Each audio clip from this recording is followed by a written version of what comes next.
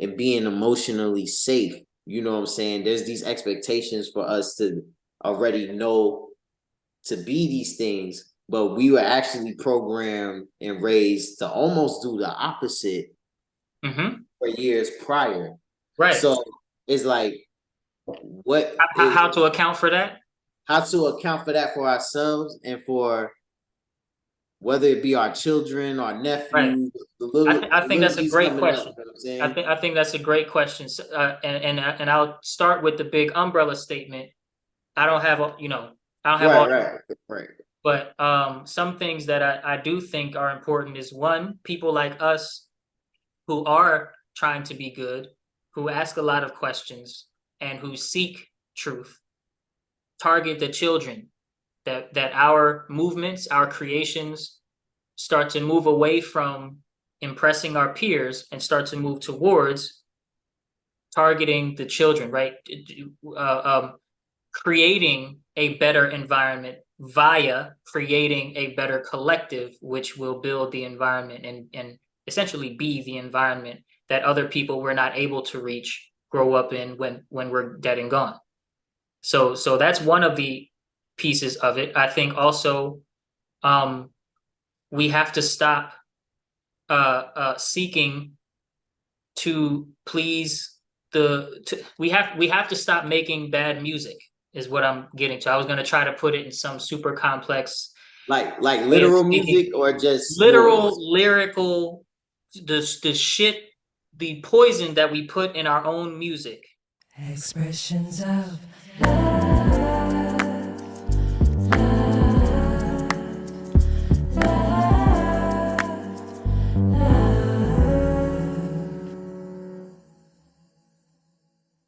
What up, wide world, and welcome back to the Expression of Love podcast. A lot has happened. A lot has indeed happened.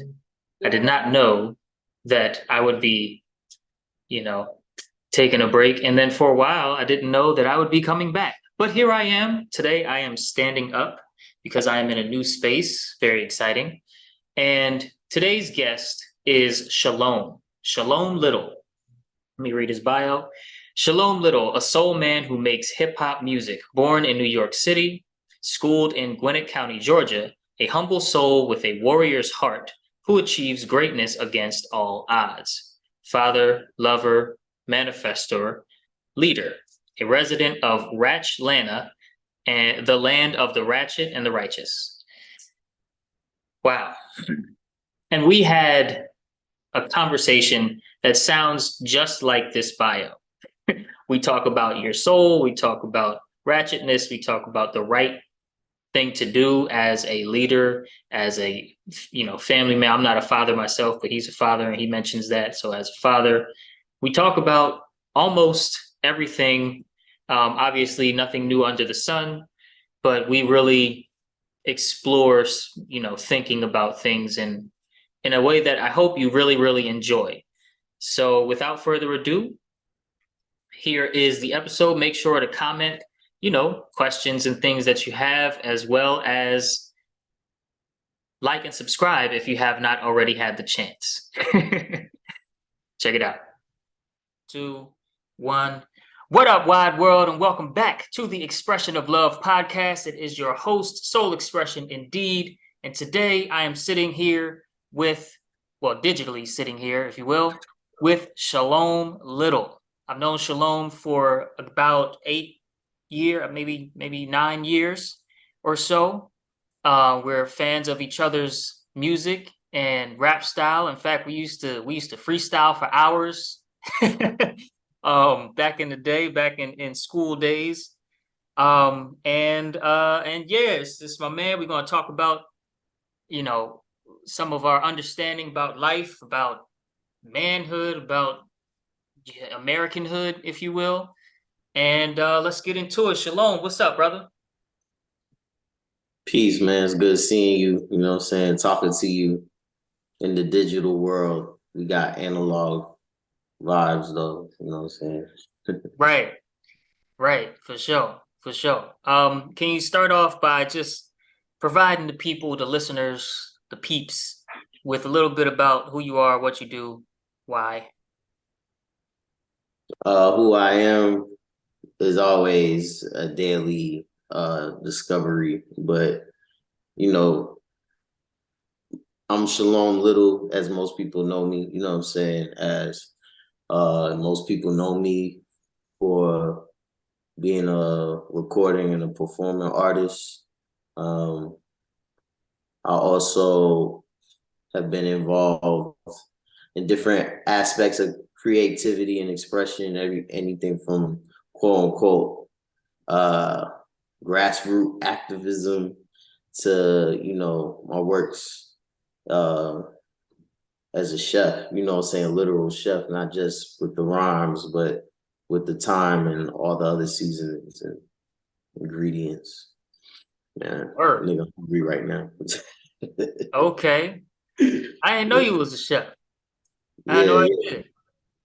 You don't ever indeed. put no videos on your social medias. You just be out there chefing, huh? Yeah, no, I actually do have a brand. It's called SNS Eats. Okay.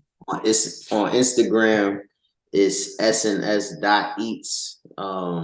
I'm not as proactive in posting, but I definitely, have made my rounds throughout the city of Atlanta in the metro Right. area.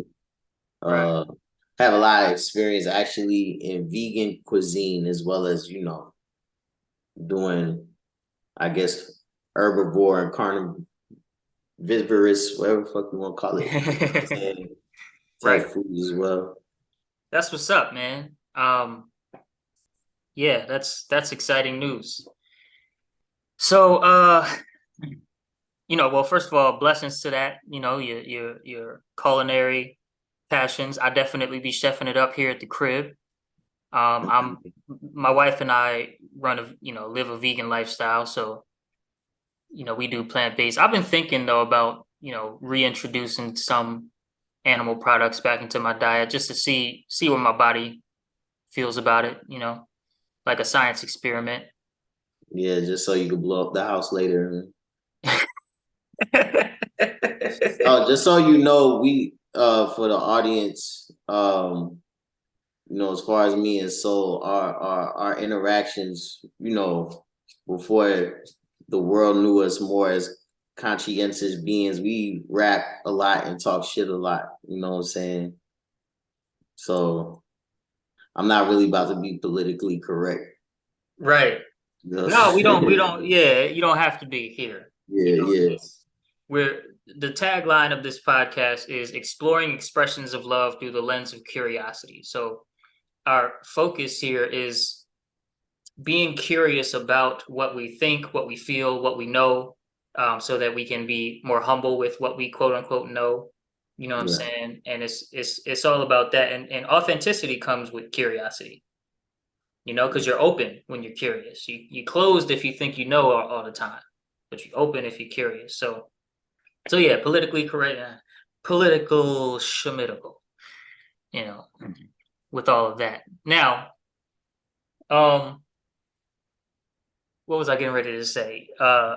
We got to chat a little bit, a little preview last night about some of the things on your mind, on your plate, and one of the things that was made clear to me is that you've been more intentional about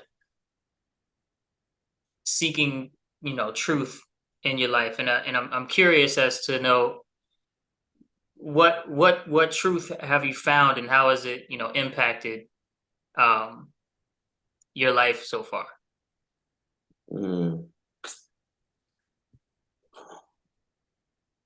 That sounds like such a simple. That's such like a simple question, but is that I don't really have a simple answer for that. Um, just to break it down, I've had a lot of different catalysts happen, really specifically in the past like 5, 6 years. That's kind of like shifted me into really finding self love and self fulfillment and figuring out what that looks like without receiving validation all the time from the outside world. You know what I'm saying? That's including friends, families, foes. you know what I mean, ops, lovers, Right. whatever, you know what I mean? Like, because one day your lover could be your op. I could attest to that. You know, saying love It's changes, unfortunate, but yeah. you know, but sometimes your op can also come back and show love, you know what I'm saying? It's Hmm. definitely an ebb and flow. So I would say truth is just you know, really understanding and being a good steward to the purpose that the Most High has bestowed upon me to live this life journey, and you know what I'm saying, and move with some degree of integrity, some degree of like sincerity, you know what I mean? And really loving myself through the process, even through the ugly moments, which there's definitely been a fair share of beautiful and ugly moments, you know what I'm saying? And not being infatuated with either one too much. Right. Uh I don't know if you do you remember Asia? Yes, I call it Asaya. I don't know if you got that right, but Tiffany, yeah, yeah, good Yeah. friends. So right. So around 2015, I was going through a shift at that time. I was going through a breakup, and me and that particular ex, we still had to live with each other for the next few months before I was able to move out. And but at this time, me and Asia, we started really cultivating our friendship and our relationship. Yeah, And one of the first things they introduced me to was this book. It's called Liberation Therapy.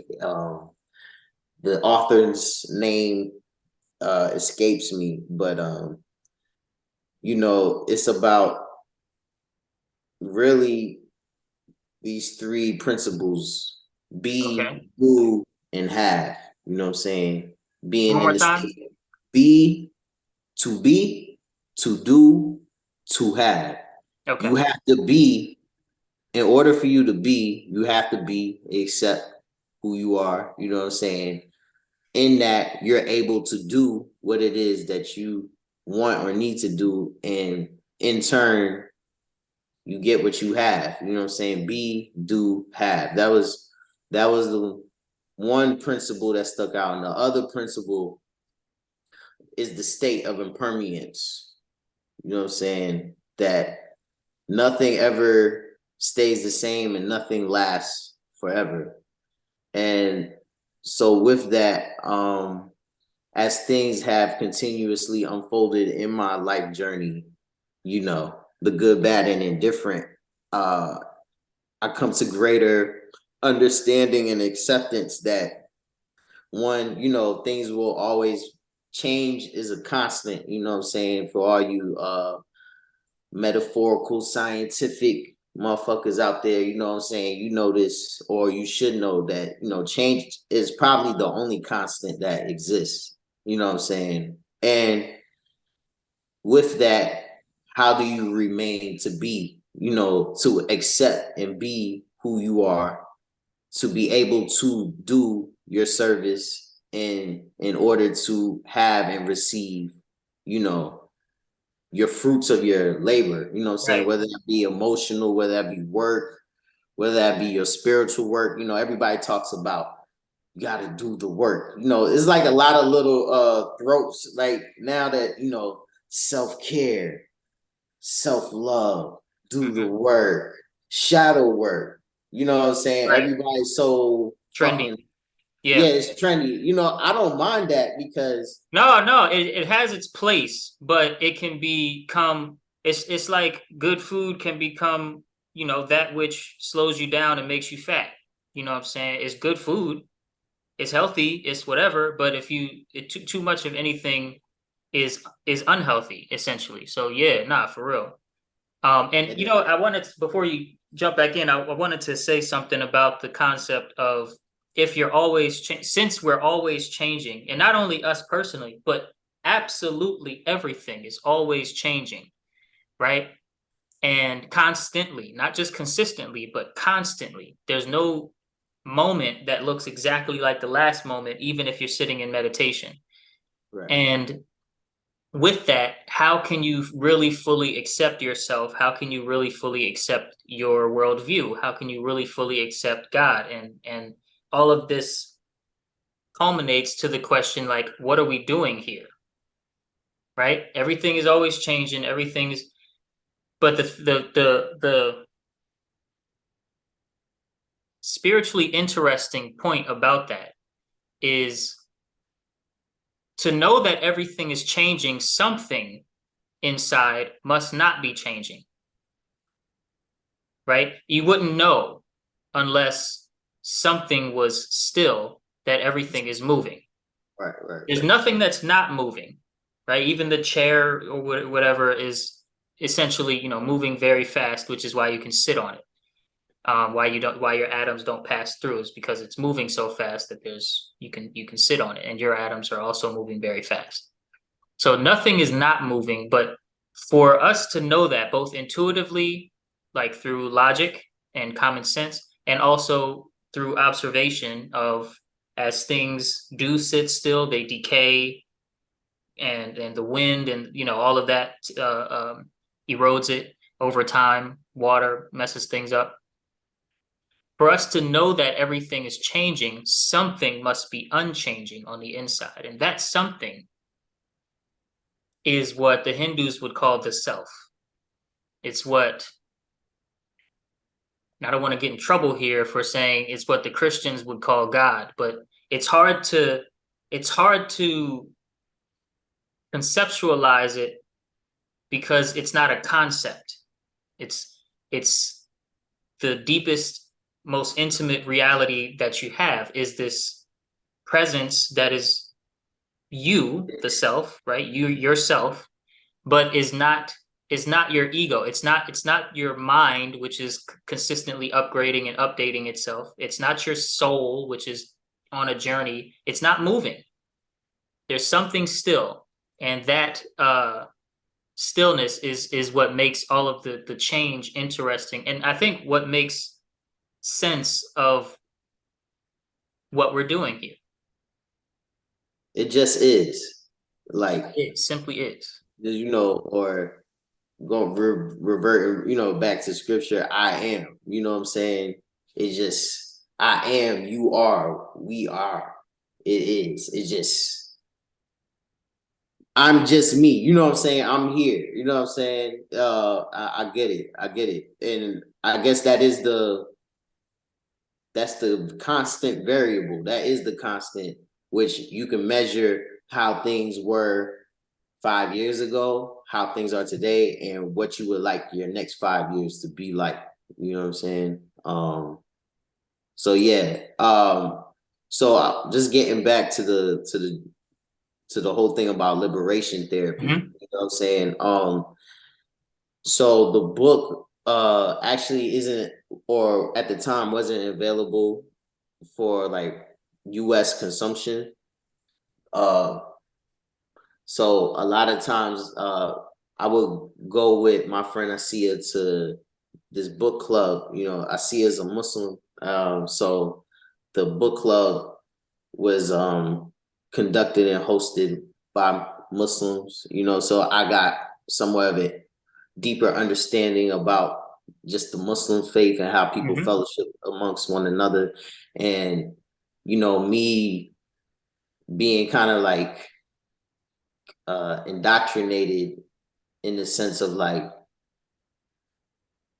really understanding or starting to understand who I am in my own life and how everything I do not only affects me, but will affect the people around me, and how, globally, in a sense, we're all connected. And right prior to that, I just came back from taking a delegation trip to Palestine for about a week. This is like last week in October 2015, and really gaining a deeper understanding, not just about the Palestinian and the Israeli conflict, but also like a greater grasp about how imperialism, specifically the U.S. imperialism, uh, leaves its imprint worldwide, and also just how religion is used as a tool to not to be negative, because religion serves a lot of purposes, but religion is definitely used as a tool to oppress and suppress others. But you know, when you read scriptures or you just study history, that's nothing new. You know what I mean? But to Yeah, see it in real absolutely. time, but to see it in real time in such an overt way that's not done here in the States was the thing that kind of like tripped my mind up. You know what I'm saying? Because things here and what we take for granted, as well as what we cherish, everybody has a different experience. They don't cherish and embrace the same things we do. You know what I'm saying? But the universal thing uh across waters and borders is identifying and being who you are, doing what you have to do in order to receive what you have, you know what I'm saying, or what you want. And I think the difference is, you know, through our travels, it's the challenges, the opportunities, the obstacles, and the offerings. Those look very different for everybody. And I think if we take some more emphasis on being more empathetic to other people's experiences, we can just appreciate and embrace the love a little bit more of ourselves and in others. Right, right. And in embracing love, you know, in embracing love, you have to study love. You have to become familiar with love. Just like to do good, you have to become familiar with goodness. You have to know how to do good, right? Because you can do something that sounds good to the mind and feels good to the heart and isn't good in reality. Right. You know what I'm saying? Like ice cream for dinner every night.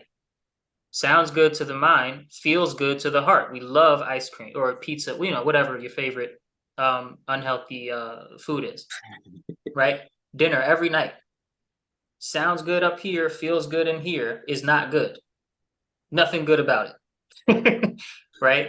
And so studying goodness is called wisdom.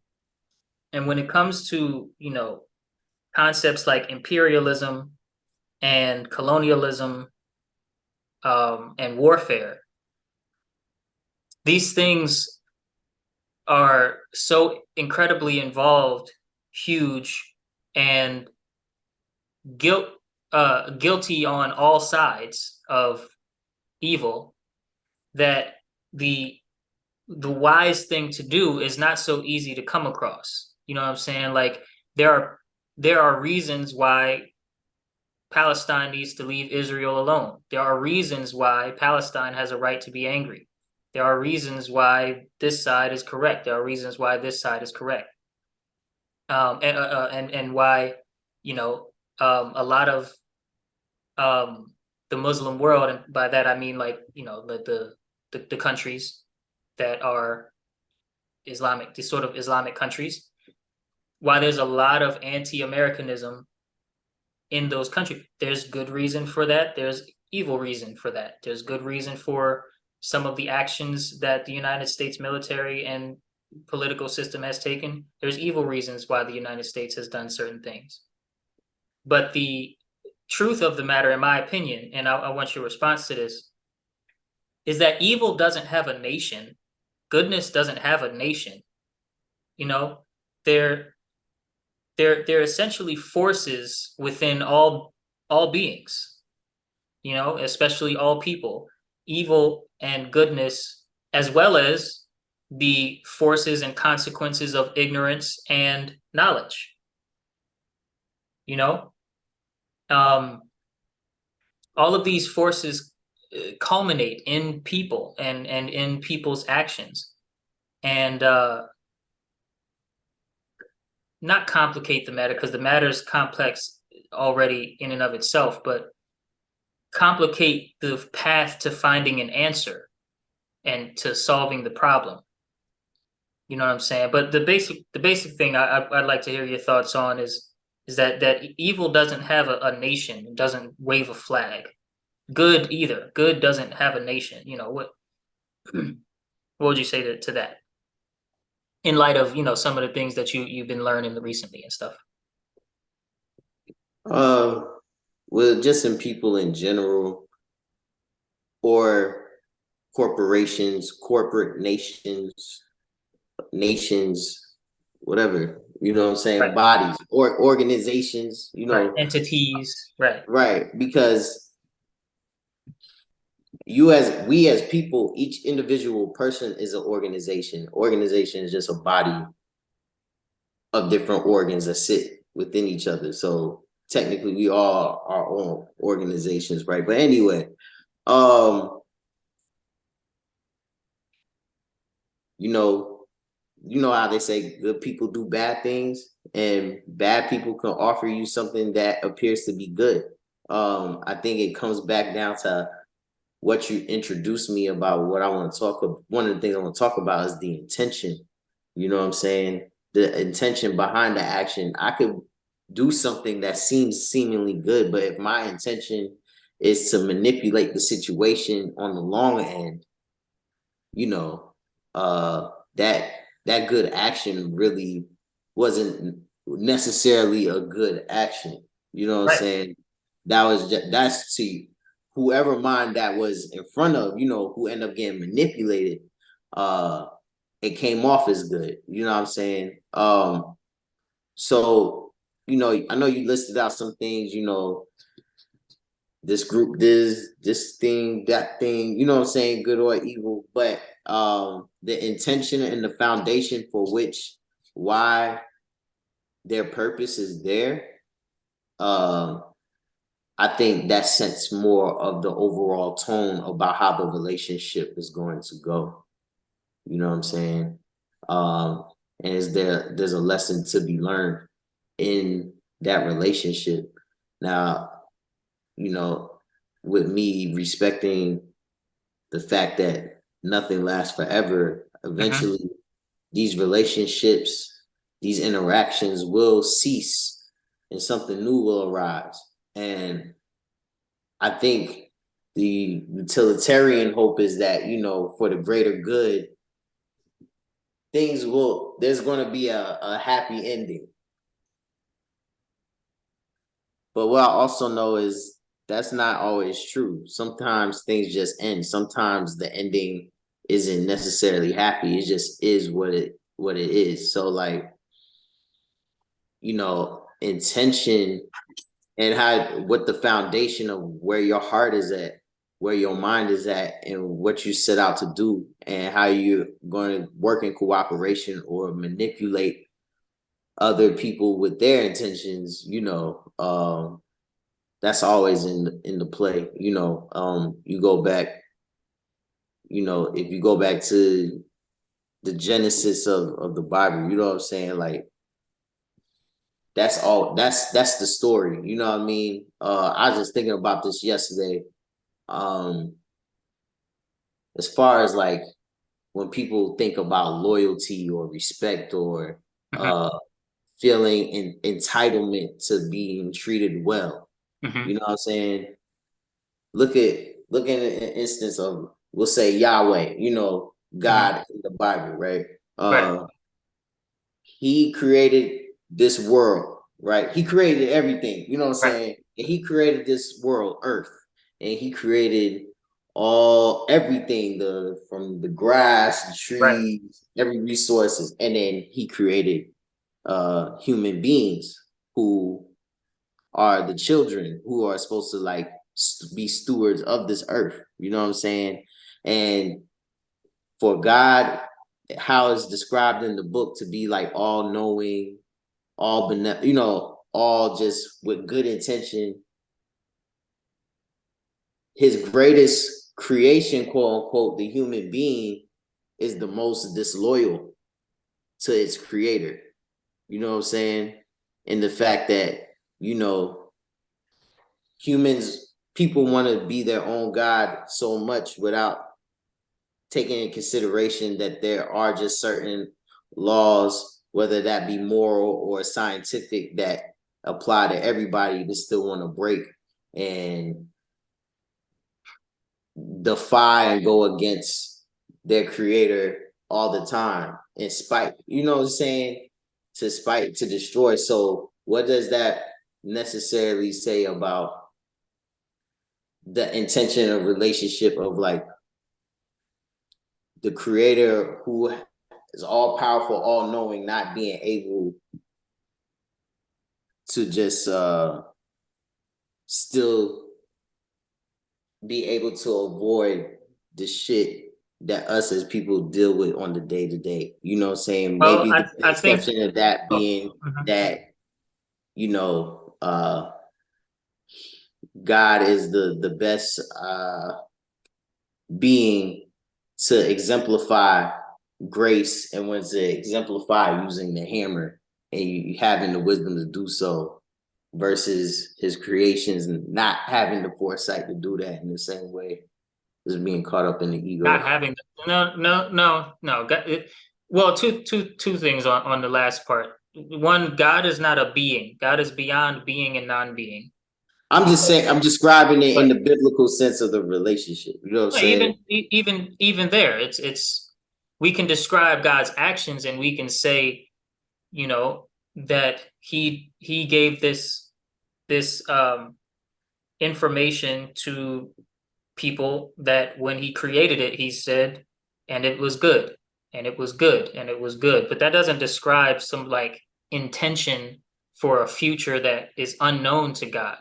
We got to be careful to not assume that we can understand that which we can't even comprehend.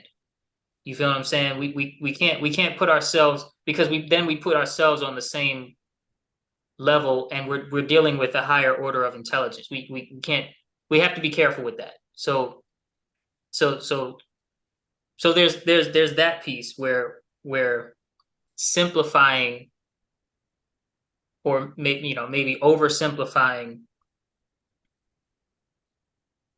the conversation and say, well, why did God do, basically saying, if I was God, I wouldn't have done that. It's like, well, wait a minute, I didn't say that. I no, just, it's just yeah. some people take it that far when they get into, the greatest creation is so disloyal. It's like, yeah, but no, but we're also so loyal. There are billions of examples with a B of people who did their damnedest to do and be an example of goodness, as trying to follow the directions given from on high. And there are also billions with a B of examples of people being disloyal. So it's, again, not trying to put something on you or claim you believe this, but when we talk about what God did or is doing or watched, and allowed to happen or disallowed to happen, we have to do so from like the understanding that we don't know why about anything, because we don't. We not even that we don't. We can't know why, not the real why behind anything. It would be like Harry Potter trying to understand why J.K. Rowling made a decision. J.K. Rowling's the author of Harry Potter, the Harry Potter books. Did you Yeah, know I that? know. Okay, Yeah. yeah. It'd be like Harry Potter and Ron trying to conceptualize why J.K. Rowling made a certain decision. They can't. It's not that they shouldn't. Is that it's impossible, because you're dealing with a different. It's not a master and apprentice relationship. It's a creator and created relationship. It's a completely different, it's even beyond dimensions. We talk about like different dimensions that people can reach through DMT or meditation or spiritual practice. Beyond existence itself is the realm of God, and there's no reaching that. You have to exist to try and to try and get there. So I think that's important. You know what I'm saying, when trying to talk about it. And then so that leads me to the conclusion that any intentions that human beings have are intentions that have to be by default and by definition intentions that are born out of incomplete information. Hence why evil and goodness don't have a nation or even rationale. They just, we have to use hindsight for that reason, right? We look back and say, okay, over 50 years since this decision was made, what have been the results? We have to use hindsight. We can't use the future except for a little bit, right? We have intuition, we have instinct and things, but they're very limited, individually and even collectively. They're very limited. And so we have to use hindsight and say, we tried this, did it work? Yes, no, and sometimes, a lot of times it's a bit of yes and a bit of no. That's kind of the human story. Do you feel what I'm saying? I mean, yeah, I'm just listening. There's nothing to like I said when we talked last night. It's nothing. I don't come from a space of like agreeing or disagreeing. You know what I'm saying? Right. And of course, being not the creator, but still having a piece of that. Yeah, we do have levels of intuition or wisdom to look back upon to make decisions in the future. And that all ties back into like the intention and the desire to act quote unquote good or to act unevil. Sometimes people feel like you have to move in space of necessary evil, or the means justify the ends to have a positive outcome. Because even in spaces and places of like, if you have been oppressed or you are fighting for your liberation of yourself, your family, or your people, sometimes that the means in order to get to that end of that cycle, to reach that space of liberation, often requires other types of manipulation. Sometimes that requires violence. Sometimes, lying, things that traditionally are not held in high regard as being good.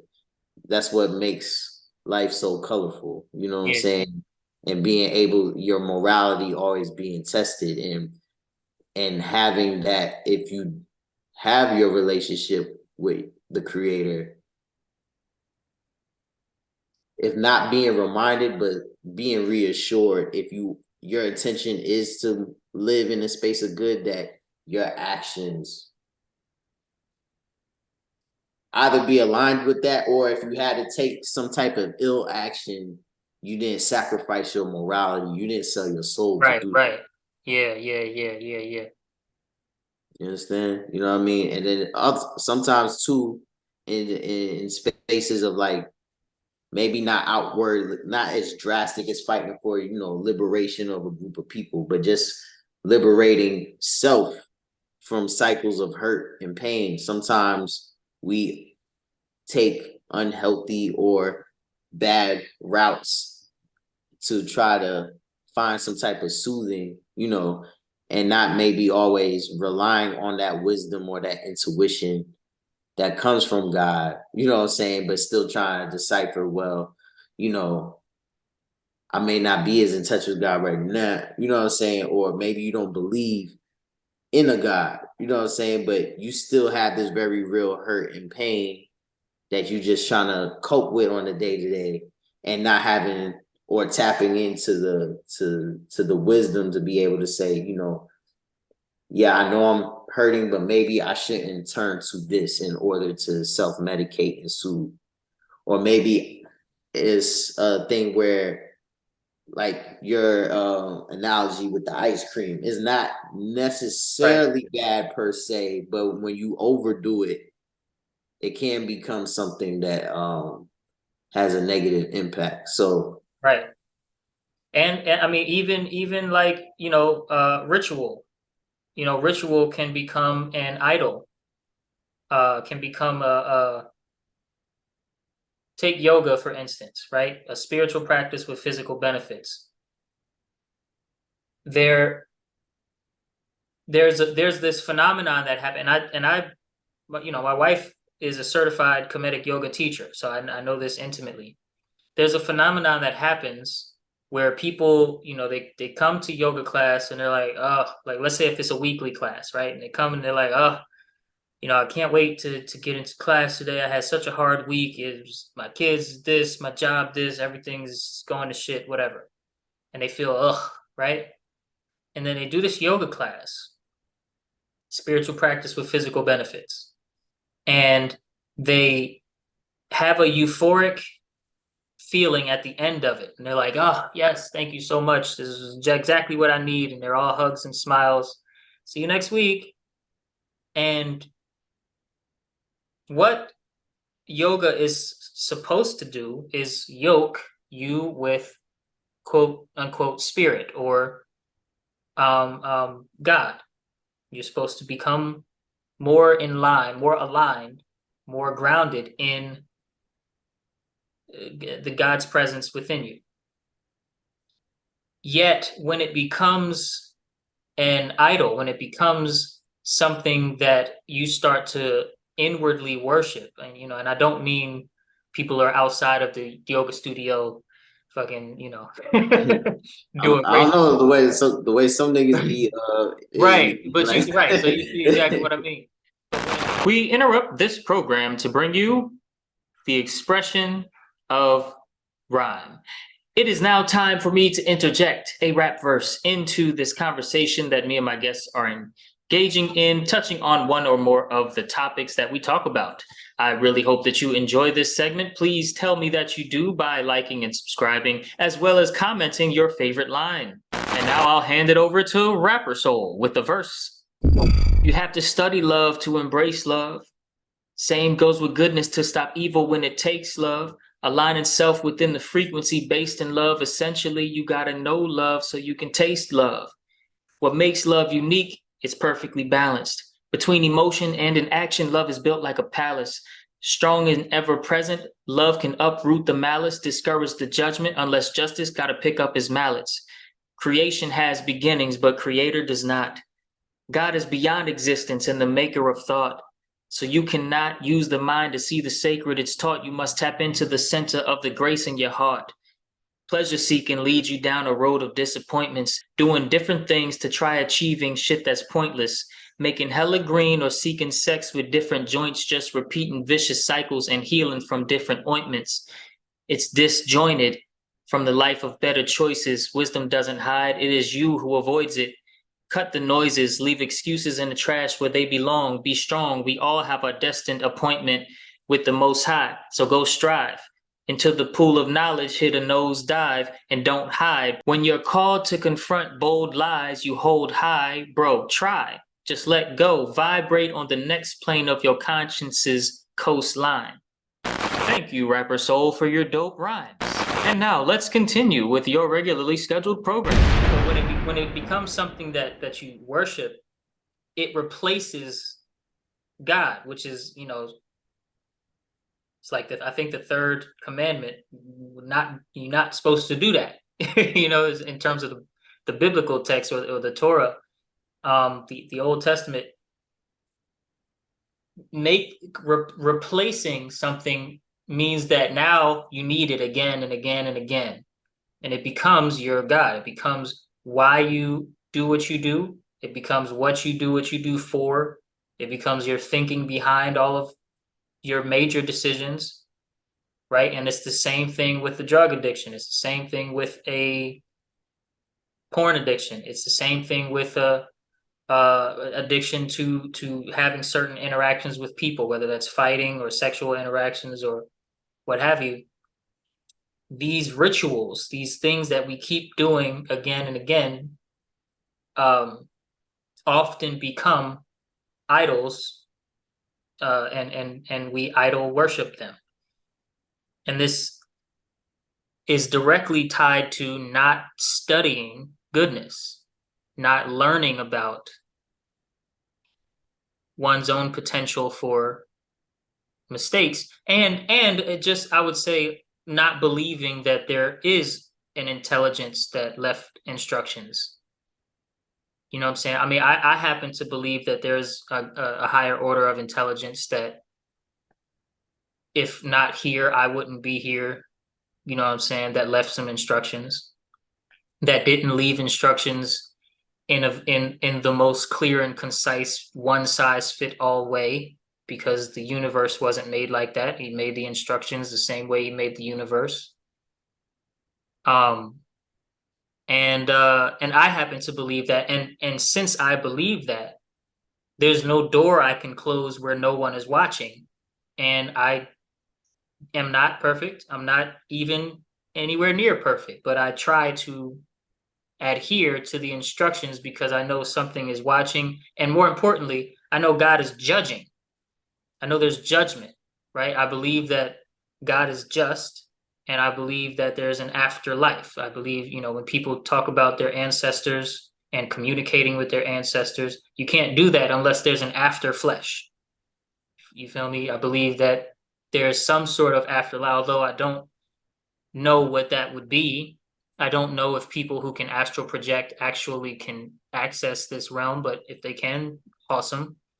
Or how many different versions of an afterlife there is, whatever. I don't know any of the details, but I do think that there is a kind of punishment reward system built into the universe itself, and our actions, intentions, and yearning, like what we seek, whether we seek truth or we seek to inflict harm or whatever, plays a part in whether we get rewarded or, again, punished. You know what I'm saying? In the so-called afterlife. And that for right now, during your time here, if you're seeking, I know I'm getting super personal, but if you're seeking truth, you're gonna find it. And if you're seeking pleasure and you don't really care about truth like that, and you're just seeking pleasure and how to maximize self-centered achievement, then you'll find that. You know what I mean? Doesn't mean you'll achieve it, but you'll find it. What you seek, you shall find. It's not what you seek, you shall have, but you'll find it. You know what I'm saying? And basically, it's like, yo, I asked for strength, and I was given problems to solve. I asked for clarity, and I was given ways to be creative and to use my mind to get myself out of trouble. You feel me? No, it makes me think about what you said about this reel that I saw a few months ago about pleasure seeking, and how pleasure seeking often will leave you, I'm paraphrasing, but to a road of disappointment. Yeah. And that being just because if you're always in a state of seeking pleasure, that means inherently there's some type of void, or there's some type of lack that you feel internally. Thus, why you're always seeking to please yourself, whether that be food, whether that be wild ass sex, whether that be all the drugs, whether that be, spending a lot of money that you probably don't really have, Right. on things just to bring getting things and things and things. Yeah. You know what I mean? But is like a bottomless pit, So, and of course, there's nothing wrong with experiencing pleasurable things, but life is not always pleasant, and in them times when it's not pleasant, us seeking out instead of like paying attention more within what's going on and why we feel the way we feel, or think the way we think is just going to lead to, road of disappointment, whether that be ill health, whether that be damaged relationships, whether that be financial instability, whether that just, or even if you don't reach those calamities, just always the not feeling moments of just being content with yourself in the moment, because you're looking about what you don't have, your lack of not having, versus, and it goes back to that be, do, have. If you just be Right. where you are and do what you can, or do what you want, do what you need, you receive what you have. You know what I'm saying? But always seeking out pleasure. I can attest from this. I live in Atlanta, man. You know what I'm saying? The single Black man, who's a artist and a creative in Atlanta. Like, that's just, to seek out or to desire the pleasantries, or to feel like you ain't shit without feeling good in some state, like, that's in my face. Yeah. That's a constant. You know what I'm saying? Some people call this modern day, Sodom and Gomorrah or Babylon, and depending on the time of day, the crowd, the place, Atlanta can be that, all of that. Atlanta is the land of the ratchet and the righteousness. You know what I'm saying? Right. Because it's a lot of good spiritual things from here too. It's a place of transience, is a place of transferring and exchanging information and culture but it's an anomaly, because as we know, of history and just how this nation is, specifically in the South, for this place to kind of like have flourished out of just being really a train stop, a terminal, the terminal end. The literal name of Atlanta, original name is Terminus. You know what I'm saying? So things are supposed to end here. You can find your end out here too. You know what I mean? It's just, so just experiencing all that, and obviously, because this is where we met. Right. But right. And it's like, even changed. I've heard a bunch that it's even changed like since then. Oh yeah. Because I went back home 2014, and then I ended up here in Texas 2015, and I've been here ever since. Right. Some was, depending on who you talk to. Again, intentions, good, bad, whatever. To some, Atlanta is flourishing. It's at its apex. It's been where it's never been before. But I can attest to a lot. It is deteriorated. It's like building up. To me, it's like if you have the facade of building up a house of cards, right?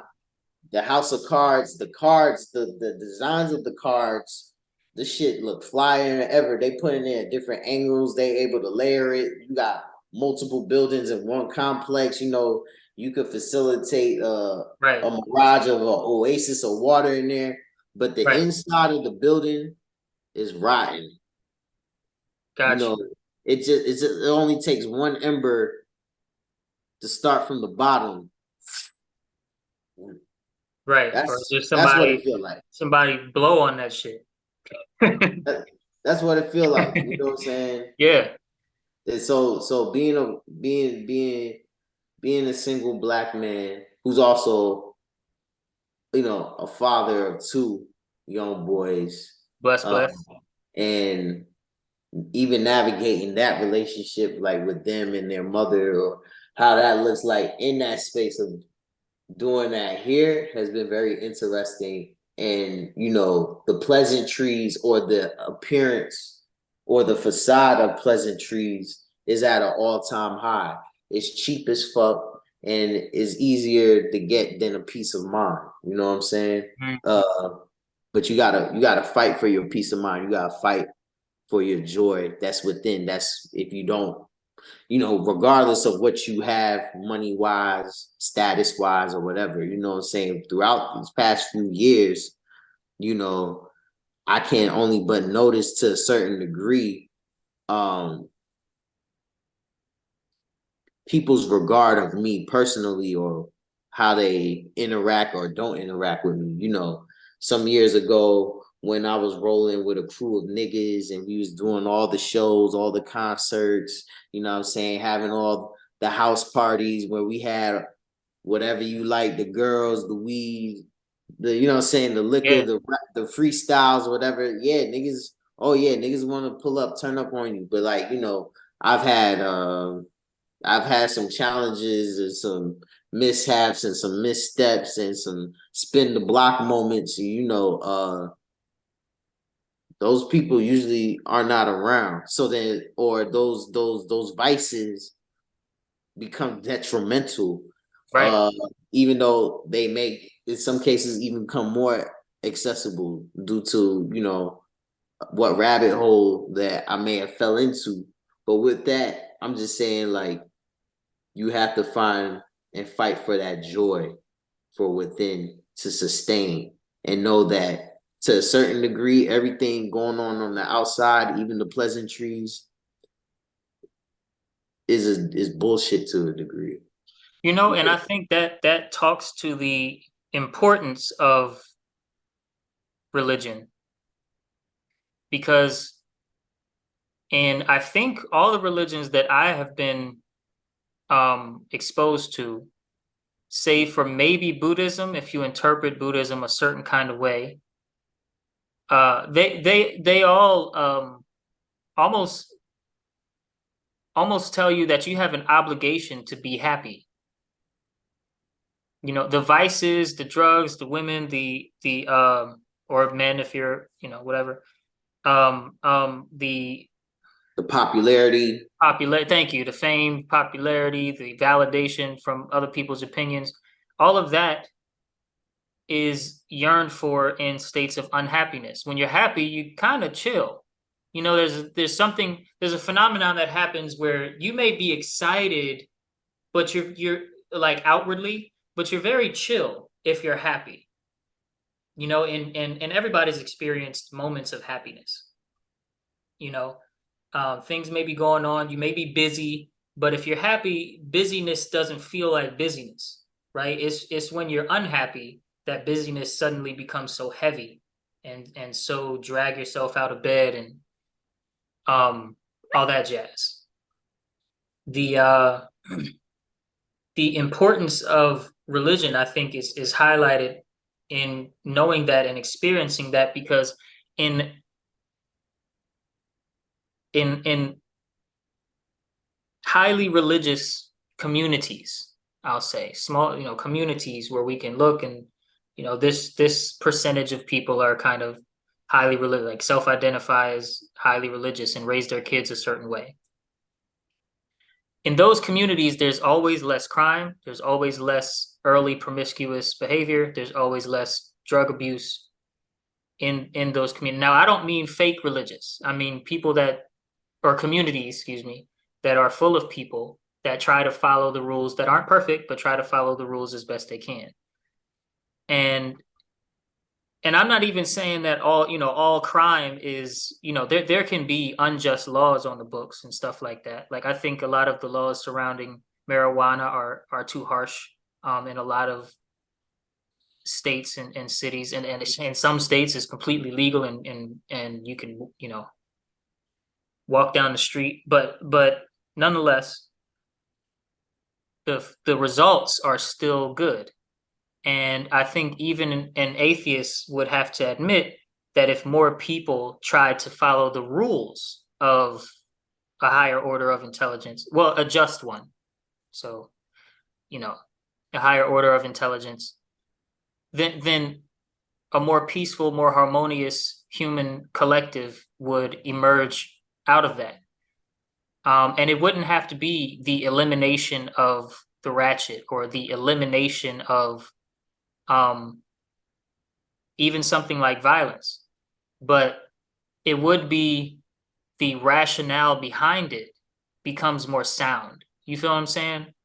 Like you can rationalize taking moral holidays to sort of release and experience and expel ratchetness that you've been following rules, so kind of suppressing within you, so you can take a weekend, you know, whatever, and go have fun and go do certain things without going past a certain point where you're abusing yourself or others. You can have moments where there's tension that's built up so much that you go get the boxing gloves and you go box it out. You know what I'm saying? Again, without crossing a certain line, especially for men, and especially for masculine men. You know, there can prohibition is never necessarily always the thing to do, even for people like me who consider, you know, I consider myself a conservative.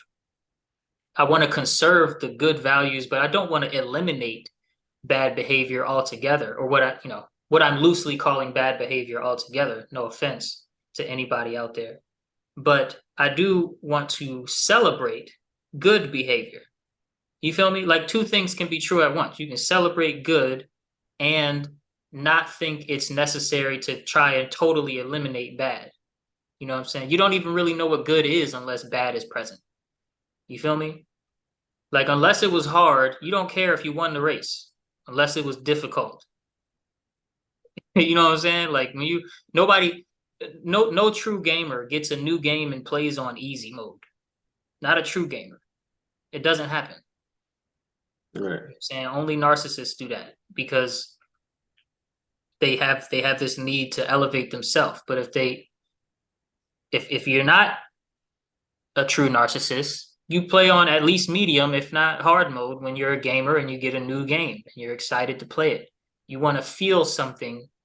You want to feel victorious when you get the victory. You feel what I'm saying? And so yeah, I think that human beings have a long way to go, but that the power of religion shouldn't be underestimated just because there have been a lot of people guilty of using religion in a harmful way. I mean, everything has its role and its purpose again. Yeah. But I don't necessarily, some things are antiquated. You know what I'm saying? Some things, you know, are kind of outdated. Some things are kind of old. Like what? I mean, whether it be states of religion, or even for example, the Constitution, the Bill of Rights, you know what I'm saying? Things like that, to where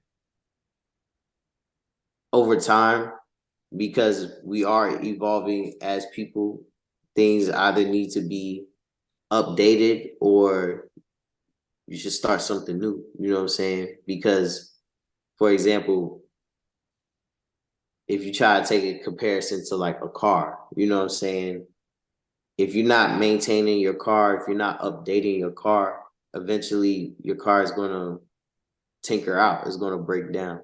You know Yeah, what I but mean? you don't need to replace the frame of the car unless you've been in an accident. You don't need to replace the frame of the car. You need to get your oil changed and your tires rotated and your suspension, you know, tuned up. You don't, you know,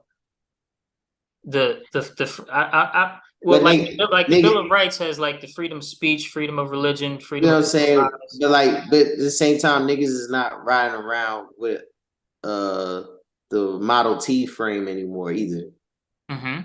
You know what I'm saying? Like Mm-hmm. over time, things that older cars were built with like real ass metal frames, you know what I'm saying, and bulkier, versus now most things is plastic, sleeker, so you're able to navigate more efficiently.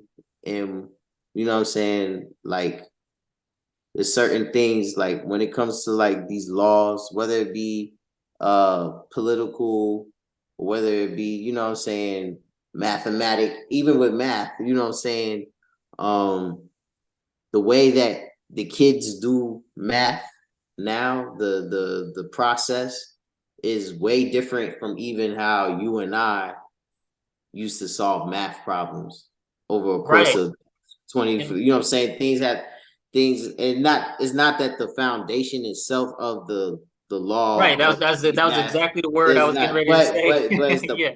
it's not that has changed, but it has evolved to where you can do things more efficient in service and communicate with people in a more efficient way.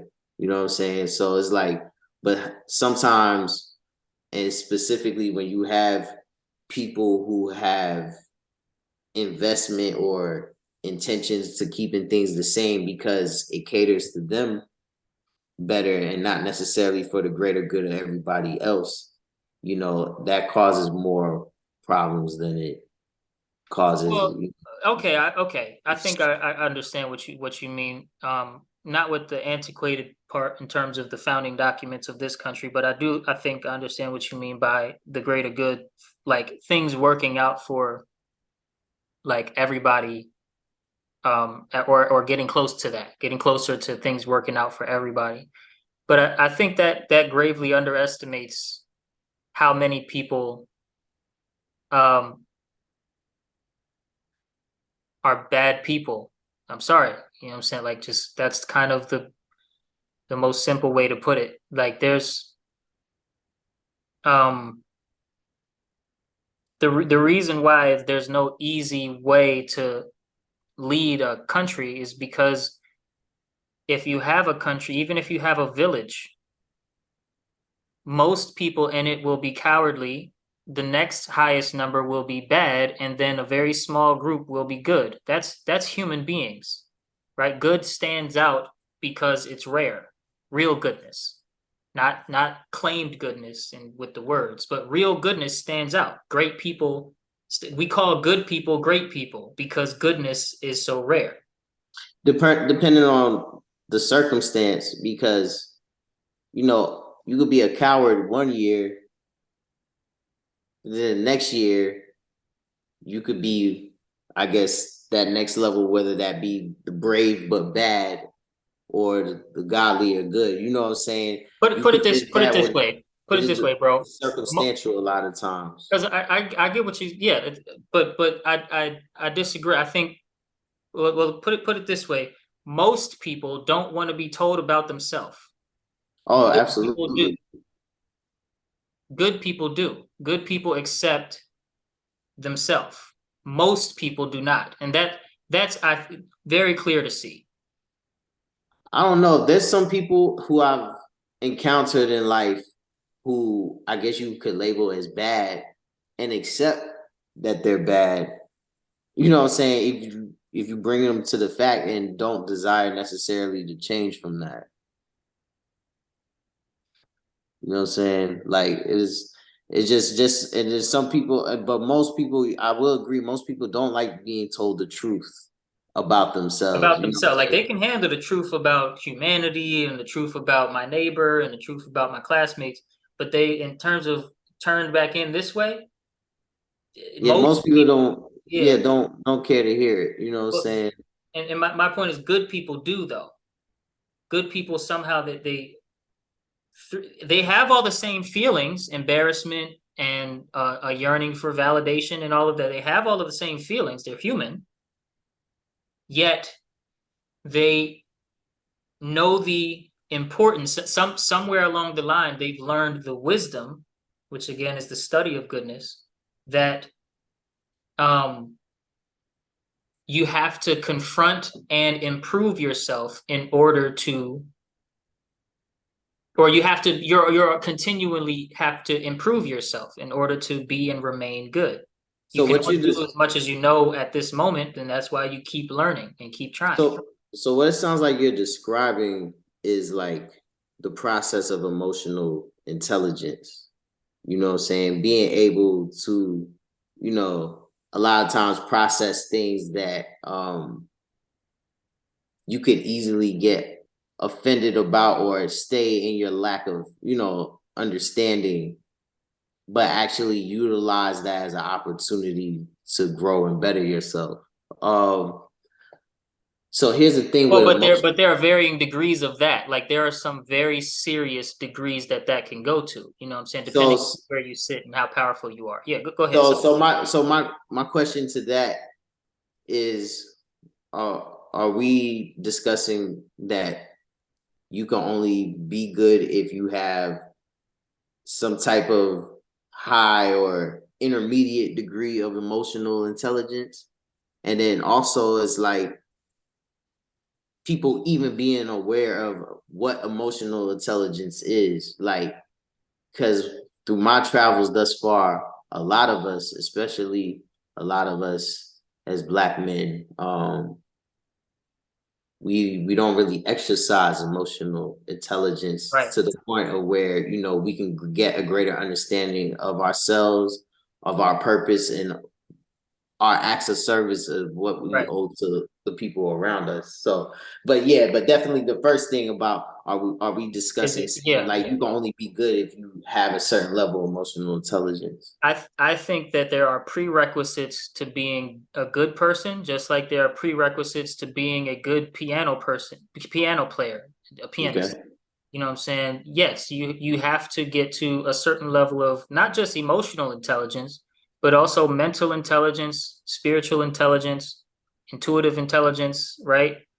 Yeah, you have to, and emotional intelligence is probably the most important out of all of the intelligences because we talk a lot, but we're emotional first, right? Even men, we talk a lot, but we're emotional first, and so the meat and potatoes of it is probably that. But yeah, there are prerequisites to every. I think that's logical. You know, I don't think that's harsh, if you will, to say that. Yeah, in order to be good, in order to be legitimately a good person, and consistently strive to do good deeds, which is hard in and of itself to even want, right? To train your mind to want to do good most of the time, or want to do good all the time, knowing that you're going to fail at that, is already a Or you good won't sign. get rewarded for that either. You're not Right, always gonna get right, rewarded for that. right. It's Sometimes you're extremely criticized for difficult. that. Right, Yeah. exactly. So yeah, I would say that a certain level, at least by a certain age, right? I mean, you're born an infant, so you know some comments. I'm not gonna be able. We're not gonna be able to discuss the whole thing here in a podcast. You feel what I'm saying? Right. You have to, you know, But when like you're coming of age, yeah, well, let me. I can't expect a 2-year-old to have emotional intelligence on an adult level. You feel what I'm saying? It's not, right. you know. But But yeah, sometimes by a certain time, say, I don't know, 30, 35, uh, no matter what intentions you have, in order to really be on the path, if you will, to being a good person, which I'm not trying to say I'm the judge of. I'm saying there is a judge of it, and that judge will make his final decision, its final decision on Judgment Day. Now, I'm not the judge, but I'm saying I think that it makes sense logically that everything takes a process, everything takes patience, every great thing takes many failures, right? And being a good person is one of is not an exception to that rule. That's what I would say. but I wanna actually, you just said something as far as like, you know, being able to, the expectation to exemplify these acts of goodness, or at least your competency when it comes to emotional intelligence. Like there's an expectations by your 30s, right? That we're discussing that you should be able to do that. What I'm concerned with is like, uh, specifically for us as Black men, you know what I'm saying? Where we are at our 30s, because I'm in my 30s right now. I'm assuming you Yeah, are in your yeah. 30s or I'll be near. 31 this month. Right. I just got here. You know, I'm Yeah. stepping in adult. Right. So, but a lot of that I think we should be able to concede that it started to things we were introduced to at the age of 3. And by the age of 13, how we were beginning to be challenged in our quote unquote developing our manhood, how to exemplify these things. And a lot of times I feel like in our households, there's either no positive expectation or an unrealistic expectation of what being a man and a Black man, in your duties to yourself and to your family and society, what they are. Because a lot of that upbringing and programming is based out of fear and ignorance. Right, and you get it from your childhood as your So with that is like, we're coming of age now. We are coming of age because we are aging, but we're coming up in an age of now, you know what I'm saying, where especially with dealing in romantic relationships, if you're straight, you're dealing with your woman, or I'm assuming maybe some similar things, even if you're not straight and you're dealing with other people, right? Like in a romantic sense, your duties and your ways that you communicate, and being emotionally safe, you know what I'm saying? There's these expectations for us to already know to be these things, but we were actually programmed and raised to almost do the opposite for years prior. Right. So it's like, how to account for that? How to account for that for ourselves and for whether it be our children, our nephews, I think that's a great question. Up, I think that's a great question. And I'll start with the big umbrella statement. I don't have right. But some things that I do think are important is, one, people like us who are trying to be good, who ask a lot of questions and who seek truth, target the children, that our movements, our creations start to move away from impressing our peers and start to move towards targeting the children, right? Creating a better environment via creating a better collective, which will build the environment and essentially be the environment that other people were not able to reach, grow up in when we're dead and gone. So that's one of the pieces of it. I think also we have to stop seeking to please we have to stop making bad music, is what I'm getting to. I was going to try to put it in some super complex, like literal music, or just literal noise. Lyrical, the shit, the poison that we put in our own music. We have to stop doing that. Whether we're Lil Baby status, Lil Wayne, Eminem status, Jay-Z, or Shalom Little status, Sol Xprsn status. You feel what I'm saying? I didn't want to name anybody and try to so I used us because we rap too. But you know what I'm saying? That's a part of, because music is so juicy for the human brain. It affects you way faster and more potently than movies and books do. You feel what I'm saying? It subconsciously alters not only your brain, like your paths of thought in terms of like the wires, when they say rewire your brain, but also your brain waves, like your frequency that you're putting out and receiving. It alters that. The music behind the lyrics alters that, but also the lyrics themselves, because words are essentially frequency as well. You know what I'm saying? Music is so juicy for the human brain, and we were fooled. We were fooled all the way back to the 80s and 90s by both rap and R&B to contribute to our own dependence on vices and government funding. So it's imperative that eventually we get to that conversation as well. I'm not talking about tomorrow, but we get to that conversation as well. Sooner than later. And then I think that right now, public school really sucks. So homeschooling is another thing. Not only statistically do homeschoolers test, out-test and outperform their public school counterparts of the same reading level, but also there's whole cities like Baltimore and I think it was like Oakland and stuff like that, where they went 5-6 schools, and that's like 4,000 kids. Not a single person on level for math and reading. You know what I'm saying? And some of the weird stuff that they're pushing in the schools now with all of the pride stuff, the CRT, the critical race theory, that it's not teaching history, it's teaching a lens to look at history through. And not just objective history. Here are the facts. Here's what happened when and who did it. You know what I'm saying? But it's like, and here's why you're still oppressed, and here's why you're a better student than he is just because of your skin color and all of that BS that comes with CRT.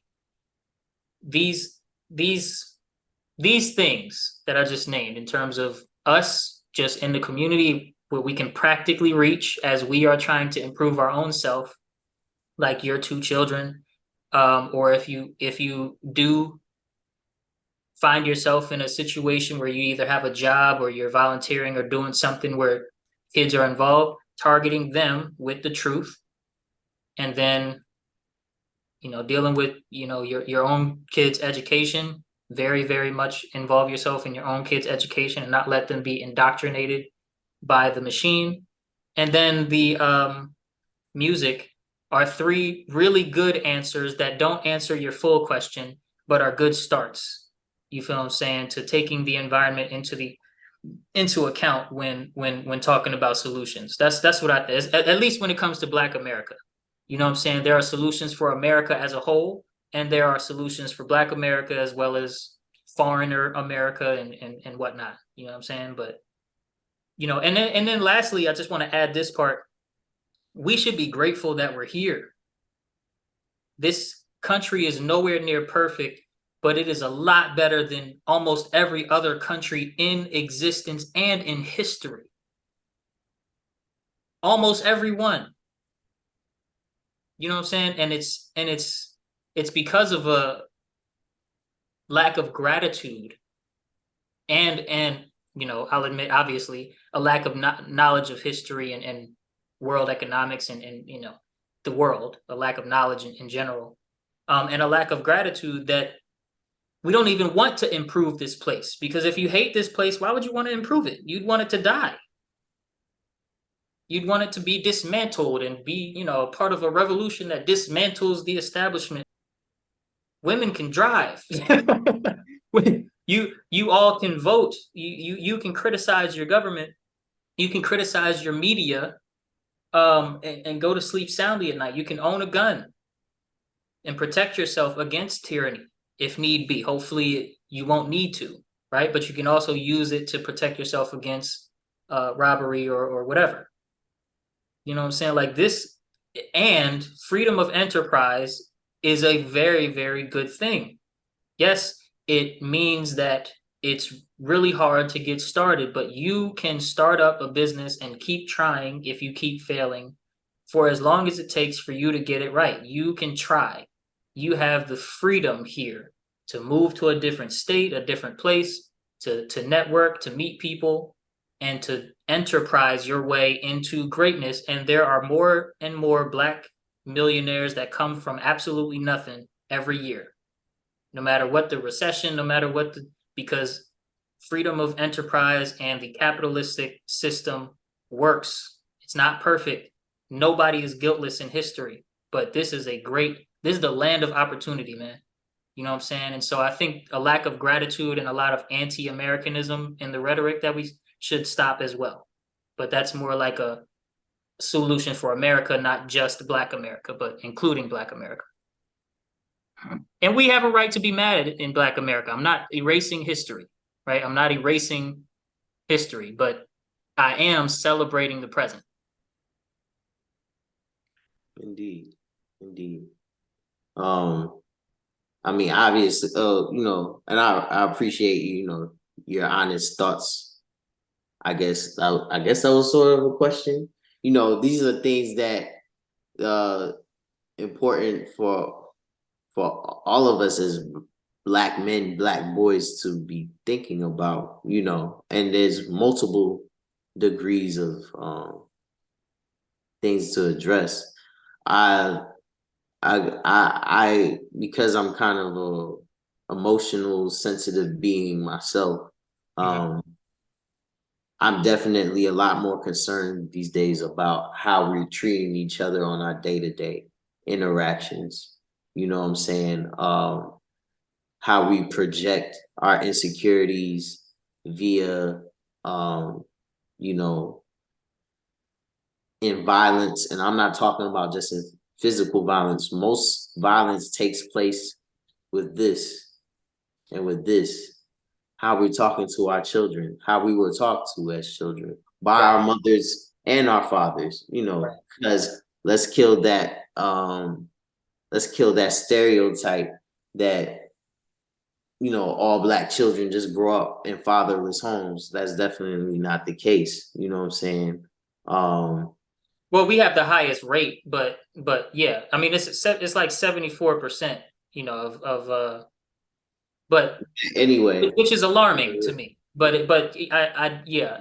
I'm just saying in the fact of like there we are in households, whether it be single parent, both parents, no parents. There's a lot of us growing up with our grandparents, Mhm. aunts, uncles, foster homes, Right.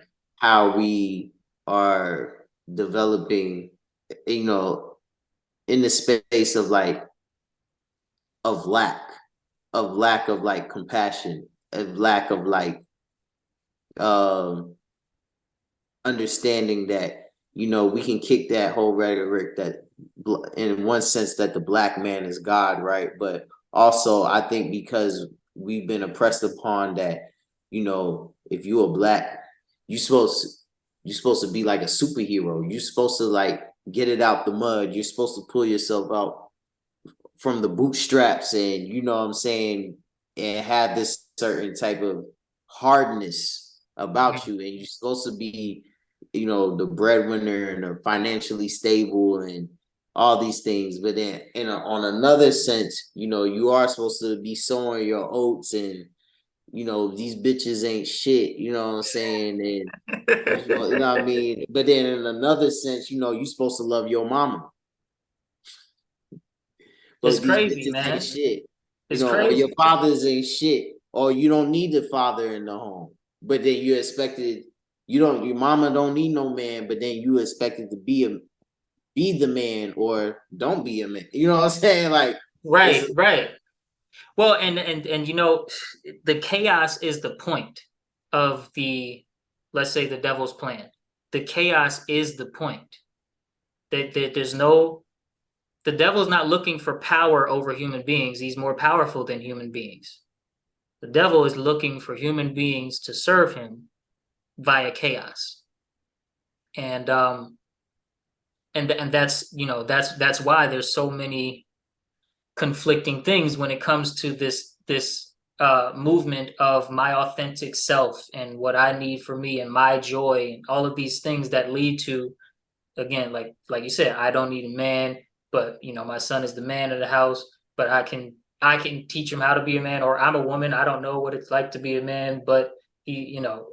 and then when you not acting in alignment with that, you're not, you need, you know, whether you're too sensitive or you too hard, you know what I'm saying. And then Right.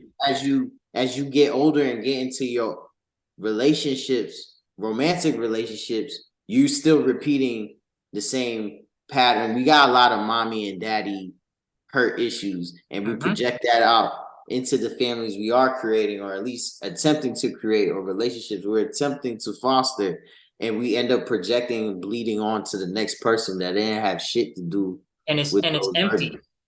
And it's empty. It's essentially all empty. You know what I'm saying? um Let there be light was said by God, And form, or another word, order, right? Formation, form, Right. order, came into the chaos of emptiness.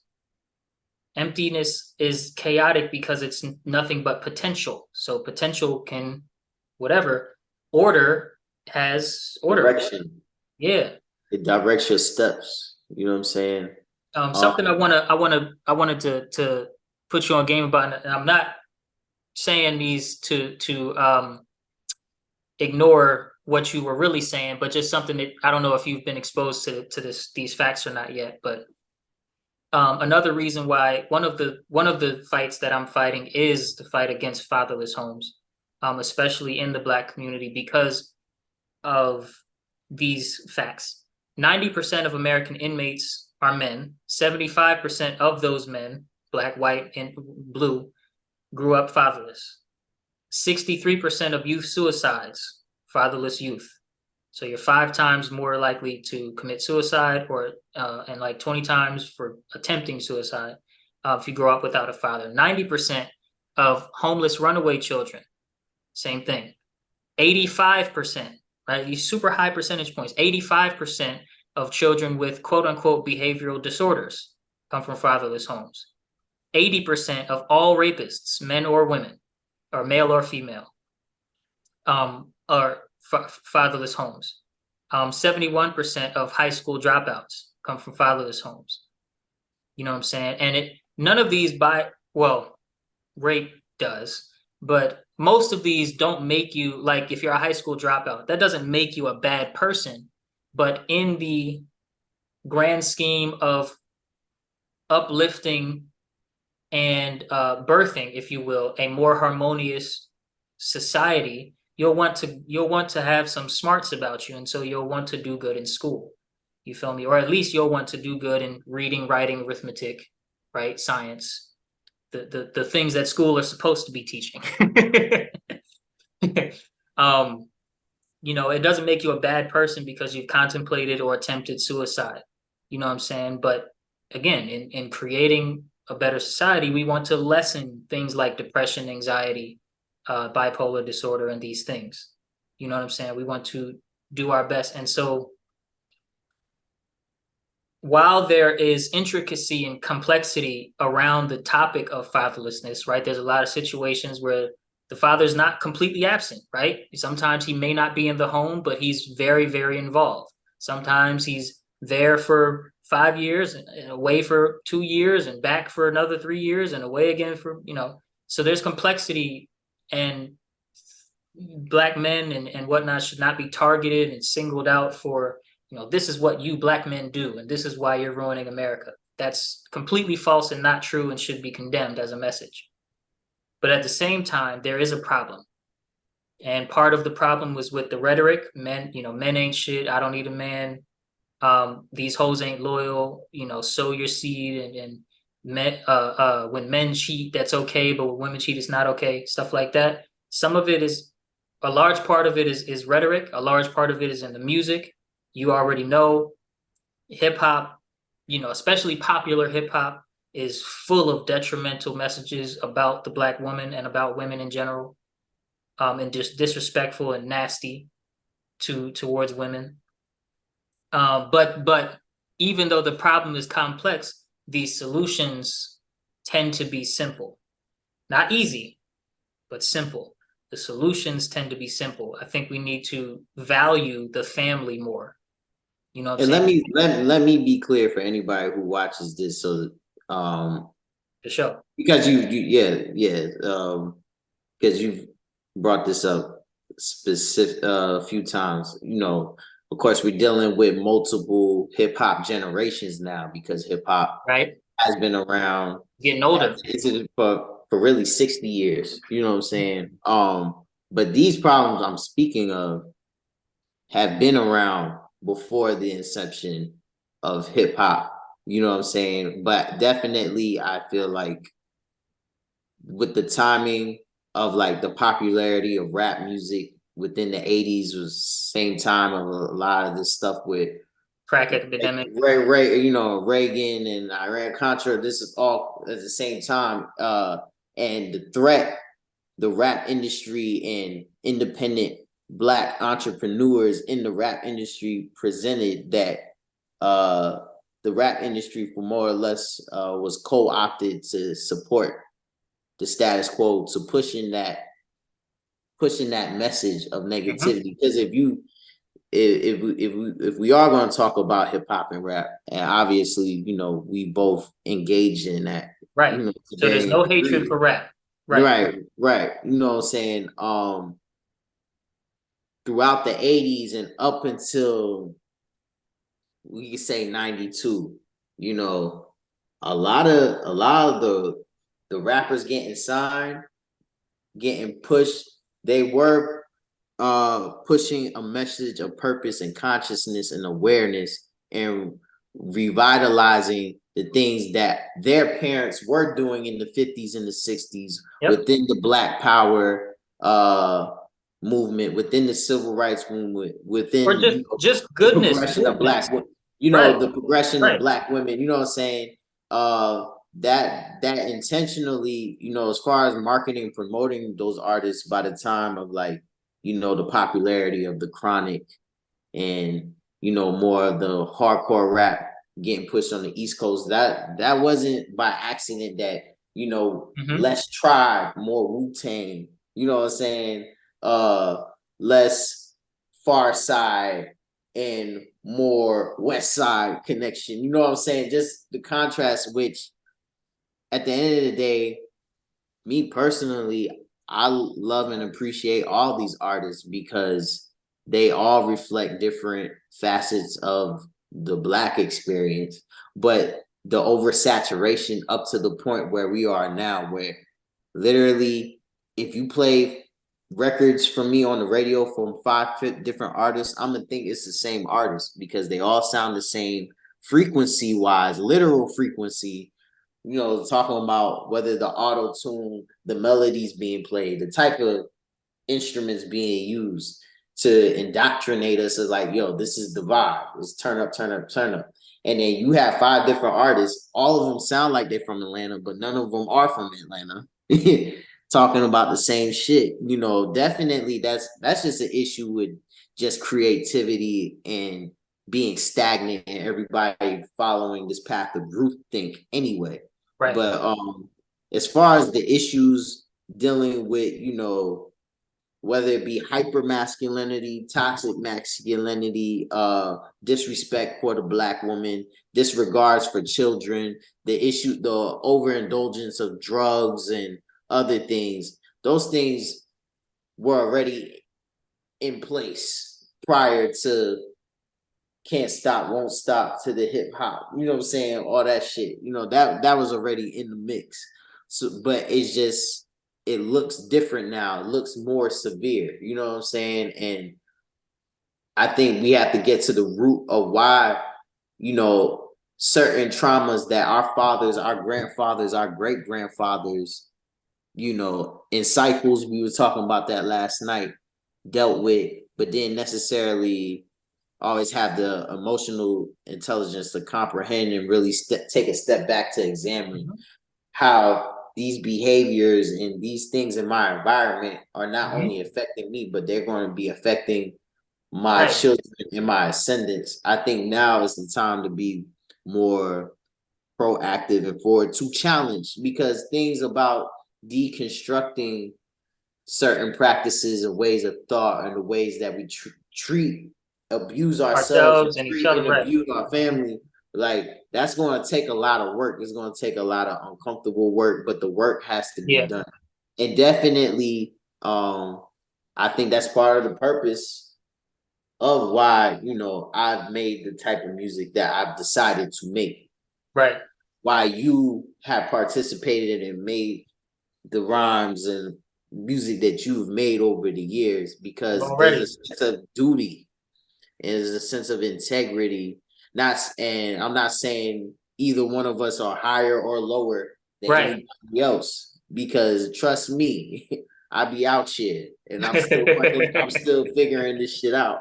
But at least for that aspect, and there's plenty of us that are doing it. I'm not one to be like, yo, there's no good music or they ain't niggas out. Mhm. There's plenty of it. It's just mainstream consumption. That's not for that. The mainstream has been the commercialization and which is fueled by the capitalism of the people who own the masters of the music.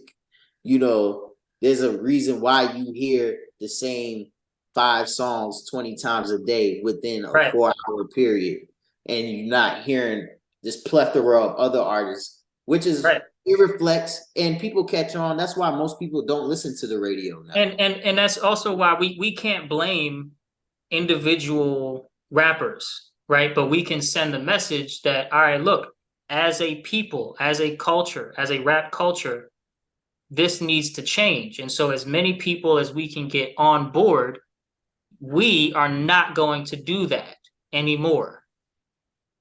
You feel what I'm saying? We're going to risk the not being famous. We're going to risk the being out of a, nobody will want to sign us anymore. We're going to risk that, and as many people as we can reach. And we're on a mission to grow this movement of, like my movement, for instance, that I'm starting to grow is called #TellTheTruth, because telling the truth, I really believe that throughout history, all that was needed in all positively shifting revolutions is that people tell the truth. And that includes the religious revolutions, as not the bad ones, not the ones that they were telling the lie, because that happened too, but the ones that have good results, right?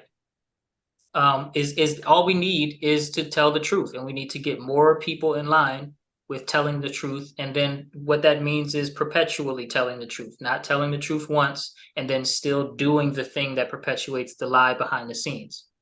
And then some of the things are easy to look at, and we can't blame the artist of that time or in the present or whatever. We can't blame the individual artist. We don't know what led up to it, but we can say, hey kids, here's a story that I want to tell you about how this happened, and here's where you need to make a different choice if you find yourself in a similar story or at a similar crossroads. You feel what I'm saying? And I think that's really the whole point of movements, is not to, point at, let's say, rest in peace, Takeoff, right? Not to point at Takeoff and be like, they're actually having his memorial service right now as we speak. Oh, word, rest in peace. Yeah. You know what I'm saying? It's not to look at Takeoff and say, see, oh, he did this and that led him to this, and that's why this is bad. Right? It's not finger waggy, if you will. It's here's the real life temptation of fame. Here's the real life temptation of money and things and groupies and sexual whatever. Here's the information and details that we do have about the story. This could have been avoided with this wisdom. You feel what I'm saying? And here's what happened in the 80s, right? Boom, we had this, and we had record companies making these decisions, and then all of these artists that came afterwards that saw that happen chose to do it anyway, and it had this impact on the community. And then, when it comes to the actual details of some of the things that it led to, obviously, you also have to take into account we did not value family.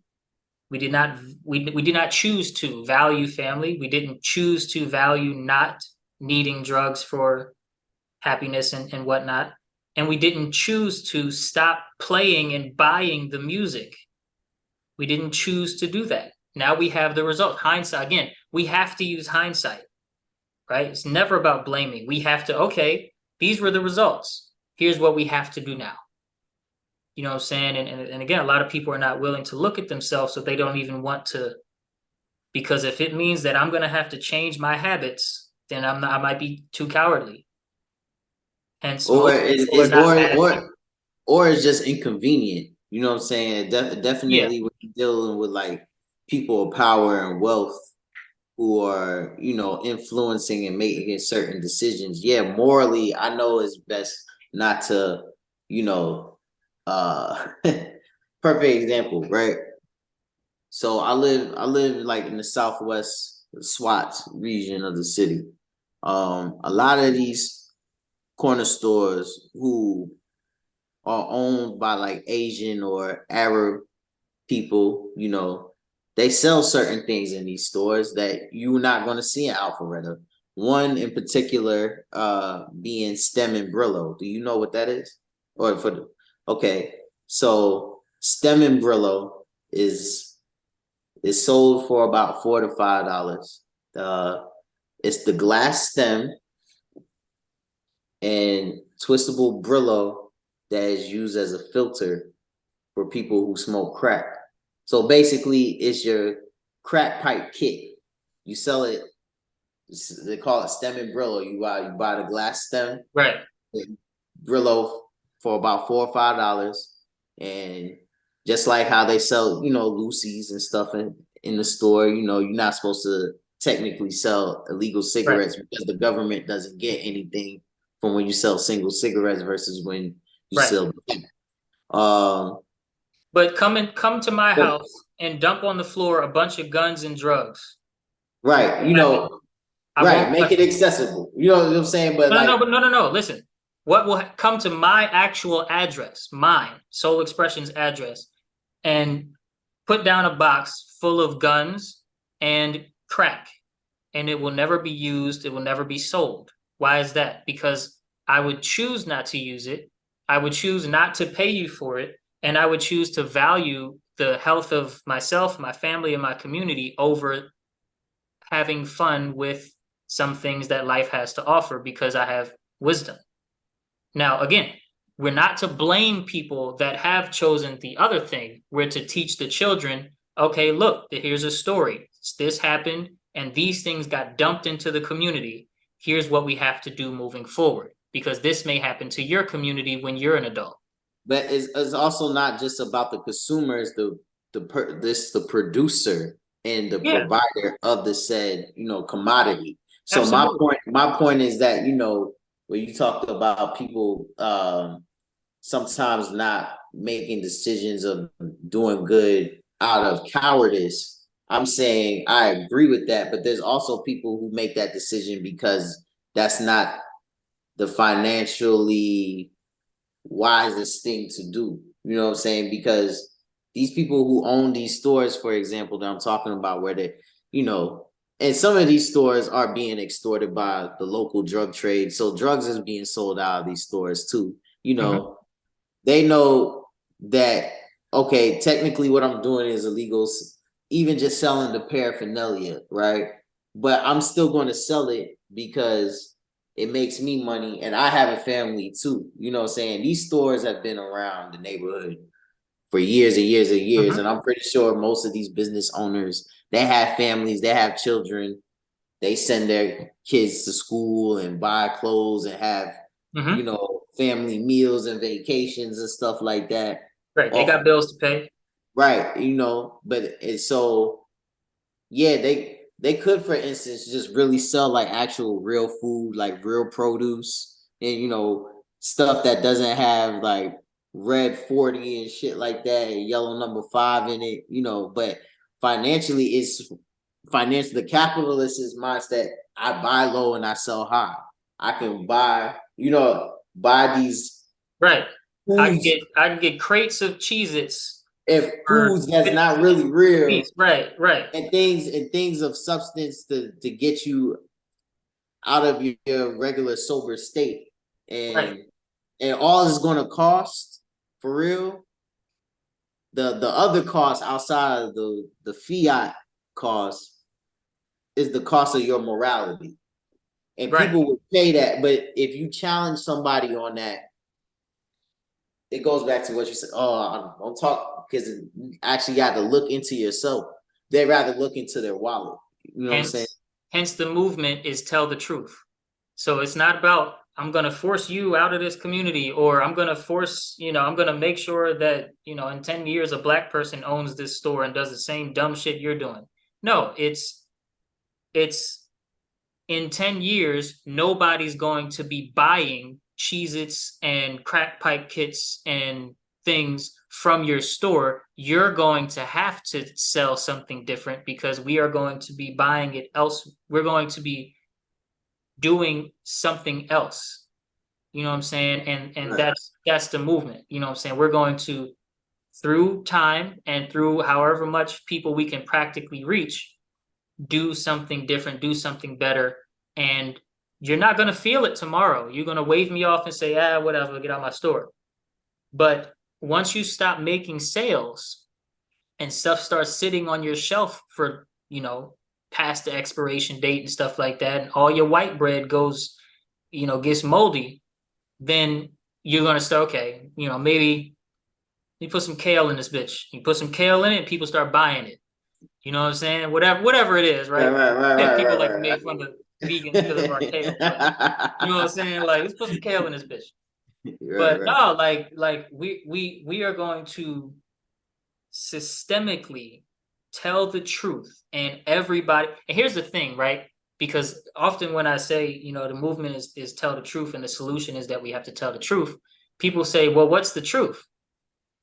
And that's a good question. And it's a sly question, because you can't say, well, this is the truth, right? The truth is spontaneous. You can't measure it for real. Right. Yeah, like you have to, there's prerequisites to being able to tell the truth. And so what it means is instilling good values into again, we have to value family. We have to value sober mindedness. We have to value, and we can say spirituality to appease more people. We have to value doing good by God. I'll say it like that. We have to value education, real education, right? Reading, writing, arithmetic, history, science. We have to value education. And that will give us the ammunition for telling the truth spontaneously when it's necessary and appropriate and the smart thing to do. It's always a right thing to do to tell the truth, but sometimes it's a smart thing to do to wait a moment and wait your turn, to not necessarily be like, truth in every scenario, right? Pick your battles, right? So I have something to ask you, you bring it up, because throughout us talking, you definitely have brought up about religion, and I see you've been very intentional on using the word religion. Oh yeah, discussing it, right? What do you think of the irony, though, that a lot of people leave organized religion, regardless of what the religion is, and are embracing more of just being moving in a space of vast spirituality? I mean, now some of the stuff, even, and I'm noticing even in these more spiritual spaces, they have sex and religious places too. But the irony is that, that you hear a lot of people, they leave religion because they didn't feel the truth. They felt the opposite. They experienced the lies and oppression and the abuse within the religion. So that's why they're leaving that, what I'm saying? So I would say a lot of people are lying about that. And I would say the people that are telling the truth about that have a right to feel slighted by let's say the church. But just because you're slighted by the church, that doesn't mean you were slighted by the religion. Right? But we equate the two because the brain is an associative mechanism. So we associate this with that. And it's kind of, it's actually a very good thing that the brain does that, but sometimes it results in a skewed view of reality where we think that, oh, well, religion did this to me. No, the church did it. Really, these people did this to you. The institution. God didn't do nothing to you. The church didn't do, the religion didn't do nothing to you. The clergymen did something to you or something like that. And then I think a lot of people are lying. I think that it's very easy to lie and make an excuse for not wanting to improve yourself. Like I said, a lot of the rhetoric these days is my authentic self, right? That's another one that gets thrown around. Yeah. Yeah, a Be funny way authentic of self. saying, quote, this is just who I am. Well, if you don't improve, you suck. If you don't improve, I don't care how good you've been up to this point. If you don't, I if mean, you stop improving, but to you be suck. clear, like your authentic self doesn't have to be the same that it was It does right. It doesn't 6 months mean ago. anything. It's empty. It's chaotic. It's empty. It's nothing but potential, and it has no direction. It's not form. It's not obedience of any kind to some sort of goodness. It's not that. It's just empty. It's empty words. Empty for not just words, because it's thoughts. So it's empty philosophy. Uh, maybe depending on the person, Most, because yeah, I mean, most of the time, yeah, there are some people like I just because I believe um, you're being your authentic self right now. I appreciate it. I'm You know what I'm trying my saying? best. But I just interviewed Shawnee, who she's a tarot card reader. She does readings, she does all of that. She's very grounded in the truth behind that. And you know Right. what's funny? She loves the Bible. And I'm not trying to convert anybody to Christianity or There's a lot of spells and affirmations in specific books, especially in the Old Yep, Testament that yep. talked about Proverbs and Psalms and certain things about that. You know what I mean? Yeah, yeah. I've And definitely been around my fair share of people who indulge authentic people who might use some language like that. witchcraft. You know what I'm saying? Yeah, Yeah. indeed. But when it comes to the vast majority of people who are into that and the self-help world, which essentially produces narcissistic thought. It sounds good on the surface, self-help. Sounds excellent. It kind of produces this self-centeredness, right? Where, in my opinion, and in terms of looking at certain results, religious thought or religious help is about helping the community, helping something greater than yourself. How about helping that? You know? But yeah, man. Nah, I just looked at the time too. Yeah, I don't wanna drag it out too long. But yo, indeed. you got any new music coming out? No, I always laugh. Well, I appreciate you actually asking me that instead of the question I usually get, which is like, you still working on that music thing? You still do that? Um, I mean, I'm always creating, man. Just if you go to my link tree, which Mhm. is Linktree Shalom Little, that's where I keep everything It'll updated. be in the description below. Yeah, you know what I'm saying? Keep everything updated as far as my latest creations, more specifically, more of the music, the performance. Um, I got music and I got other things on the horizon that I'm always, it's part of my duties, part of my purpose. So the answer to that is yeah. I wanna also encourage, because I've been specifically talking about Black men and Black boys, just continue to read and write. One of the books that I've been reading on and off for the past few months is this book by Bell Hooks called The Will to Change. Um, Got you, yeah. you know what I'm Very famous saying? author. Um, it's definitely it's challenging me to open up my eyes on my perspective of myself as not just a man, but just how I'm treating myself as a human being and how to go about treating others. I'm just encouraged for us to continue reading. I don't want to say, because Yeah. I hate when niggas be like, we don't read, we don't write. You're a damn lie. You know what I'm saying? We've created most of these scriptures that people study now. You know what I'm saying? So we just need to advocate, continue reading. Like tablets are cool, but I've noticed because I've worked with kids on and off throughout the years. Nah, The yeah, tech, open up a book every now and then. Yeah. yeah, go outside. You know what I'm Yeah, saying? yeah. But yeah. But on my Put your social fingers in the media, mud. Feel me? right?